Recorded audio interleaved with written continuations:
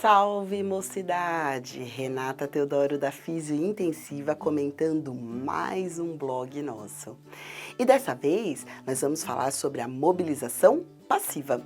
A gente já comentou a respeito da mobilização precoce no paciente crítico, no doente grave lá em UTI. E a nossa proposta agora é o nível 1, vamos falar assim, da mobilização precoce, que é a mobilização passiva. Bora comigo? Eu escutei um amém? Vocês estão comigo? Então, vamos nessa. Ô, gente, nós já entendemos que mobilizar, que movimentar o paciente grave faz parte da conduta terapêutica. Vou contar um negócio. Tinha um amigo médico que fez uma infecção grave, uma infecção por toxina botulínica, inclusive, e entrou em sepse, ficou muito mal na UTI. E aí, ficou dias internado, dias em ventilação mecânica, kit confusão completa, sabe assim?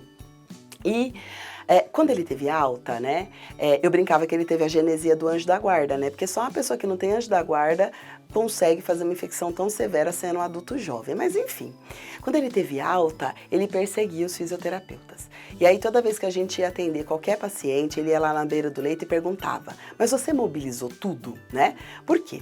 Ele disse que quando ele ainda estava lá internado, entubado, sob sedação profunda, e o fisioterapeuta lá do hospital que ele ficou mobilizava, primeiro, ele tinha um alívio que ele não sabia se era dor, mas ele tinha uma sensação de conforto.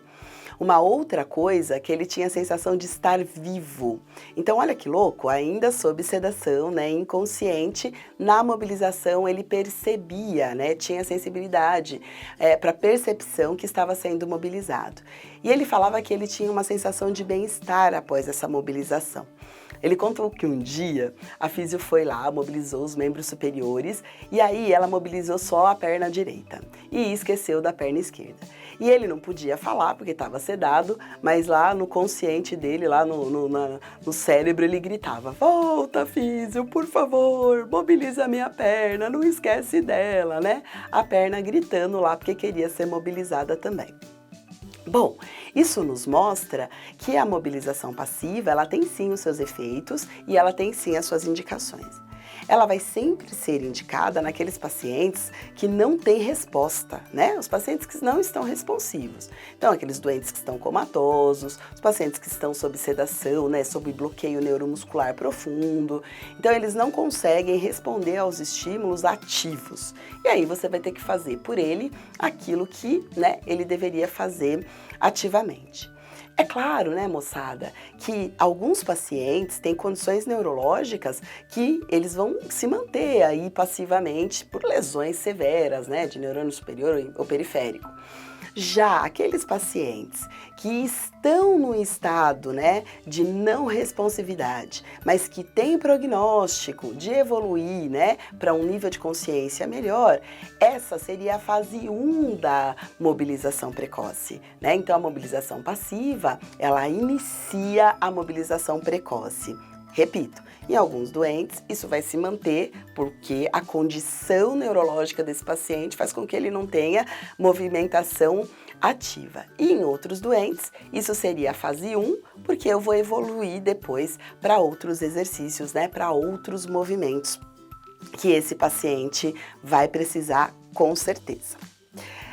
O Colégio Americano de Educação Física, o Colégio Americano de Movimentação, fala o seguinte, que para se estabelecer um bom protocolo, um bom programa de mobilização, a gente precisa de intensidade, de volume e de frequência. Na mobilização passiva, eu não vou conseguir ter essa intensidade, Eu consigo ter a frequência, a periodização dessa mobilização é extremamente importante. Então, o que se estabelece é que se necessita mobilizar ao menos uma vez ao dia ou pelo menos, quando você tem uma equipe já em multi estabelecida na terapia intensiva, a cada 6 horas.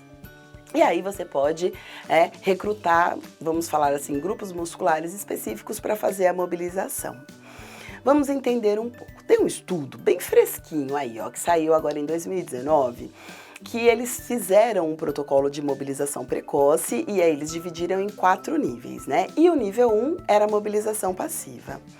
E aí, eles utilizaram, então, o cicloergômetro passivamente, claro, e colocava lá um membro com uma fixação e era o fisioterapeuta que fazia o movimento do paciente.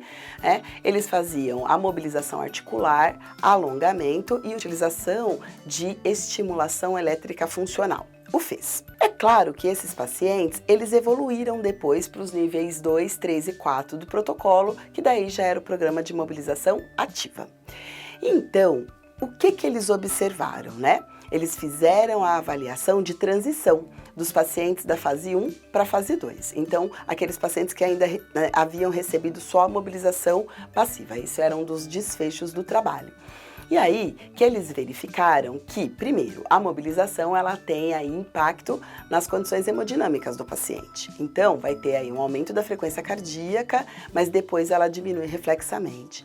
Mas o que teve de mais legal, gente, é que teve uma melhora importante da bomba sural, ou seja, melhorei o retorno venoso. E com isso, houve uma melhora, um incremento do duplo produto cardíaco também. Além do que, se observou uma melhora da VO2 máxima, né? Da média da VO2 máxima desse paciente, quando ele já só tinha feito mobilização passiva, né? E aí foi feita essa avaliação antes dele começar a fazer a fase 2 do protocolo, que já eram os exercícios ativos. Então, isso corrobora com os outros estudos que demonstram que a mobilização passiva, ela tem efeitos imediatos e mais, ela vai preparar esse paciente para a fase 2. Porque outra coisa que eles observaram é que manteve-se a amplitude, né, articular dentro do nível aceitável para que se fizessem, né, novos exercícios nesse paciente, além da flexibilidade muscular. Também teve impacto nas lesões de pele. A gente sabe que as úlceras, né, chamadas úlceras de pressão ou escaras, elas acabam se estabelecendo no doente imobilizado. E aí que a mobilização passiva ela pode minimizar essas alterações aí que acontecem por isquemia, né? Devido à compressão aí desses nossos segmentos nos pacientes que ficam muito tempo acamados. E aí, moçada, a gente tem que entender então. Primeira coisa, quando eu devo fazer a mobilização passiva, né? Não é todo mundo. Paciente acordado, pelo amor de Deus, né? Paciente que responde, por favor. Paciente que tem aí algum tipo de contração muscular, a gente já vai pensar em outros níveis de acordo com as suas condições clínicas. Mobilização passiva é aquele paciente que não tem ou resposta nervosa, né? Não consegue movimentar, ter contração muscular por lesões, ou etc. Ou porque ele tá no estado aí de comatoso ou sedado, tá bom? Não vai pegar o paciente andando para fazer mobilização passiva, né? Pessoal, o paciente está correndo lá no corredor e você vem, eu preciso te mobilizar passivamente. Por favor, não é nada disso. Mas a mobilização passiva, ela tem sim o seu papel quando a gente pensa em mobilização precoce nesses estágios que eu falei para vocês. E aí que o meu amigo médico, então, tem toda a razão de perseguir os fisioterapeutas e não permitir que a galera não mobilize os pacientes que estão lá dentro, né, da unidade de terapia intensiva que ele é médico, né, onde ele atua. Tem que mobilizar sim, senhores e senhoras físios e físias, tá bom? Muito bom? Então, com critério, mobilizem passivamente o seu paciente, preparem para a fase 2 da mobilização precoce, que são os exercícios ativos. Muito obrigada por estar conosco mais uma vez, um grandíssimo beijo, um super prazer estar aqui e até a próxima!